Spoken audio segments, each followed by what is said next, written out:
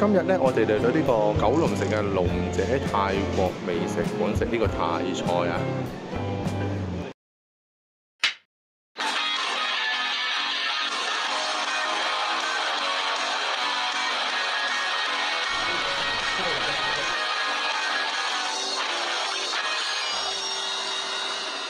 大家睇之前記得 CLSS 我嘅 channel 啊！好啦，咁今日大腳版咧就同小腳版嚟到呢個九龍城嘅龍姐泰菜食嘢啊！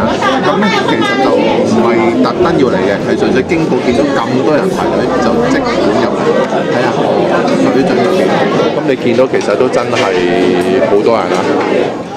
好啦，咁見到佢都幾多選擇啊，但係咧個價錢就真係唔算好貴啦，中上啦，我覺得。咁我哋咧都叫咗個串燒啦，叫咗個麵包蟹啦，呢一個啦，叫咗個麵包蟹啦。咁另外咧都叫咗個菠蘿炒飯啦。另外咧我哋都仲有叫咗兩杯嘢飲嘅，包括係呢個嘅。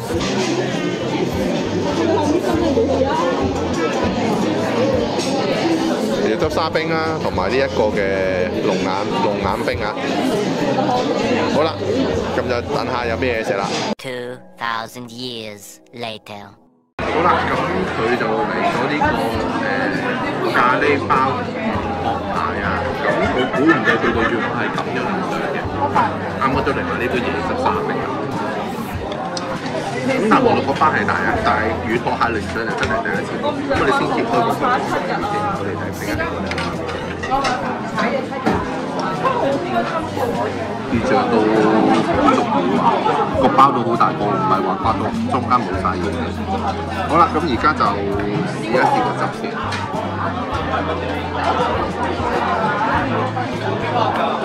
我如果就係嗰啲，如果係佢啲汁咧，我就 expect 佢如果太食咧，佢嗰個濃味啲，咁佢就偏甜，但絕對唔係我哋一偏嘅。咁我哋梗係要試下將呢個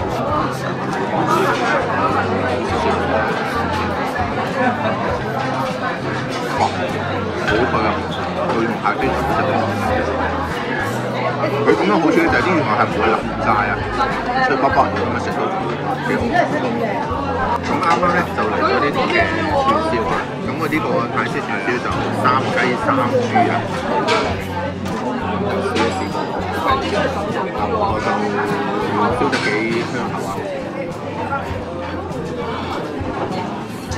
個燒得香口味，咁而家試一試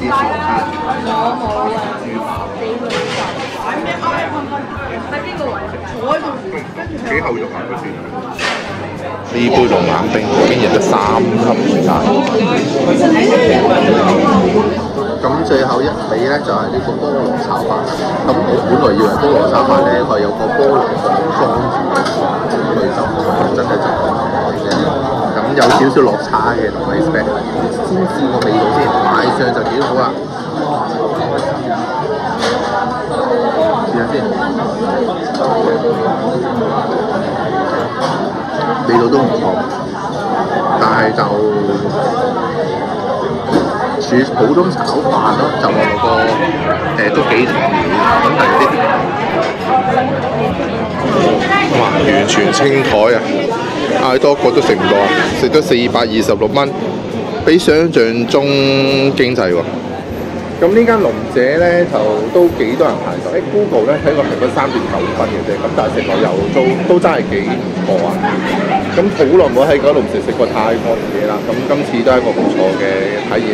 好，下一間我哋再同大家見，拜拜。咁佢呢度嘅整體評分有幾多呢？食物質素同埋呢個款式方面呢，我都分別俾佢4分啊，唔錯嘅。但係服務質素呢就比較一般啊，因為啲餸呢好耐都未到，所以呢整體上我都係大約係3.8分左右嘅啫，唔錯啦。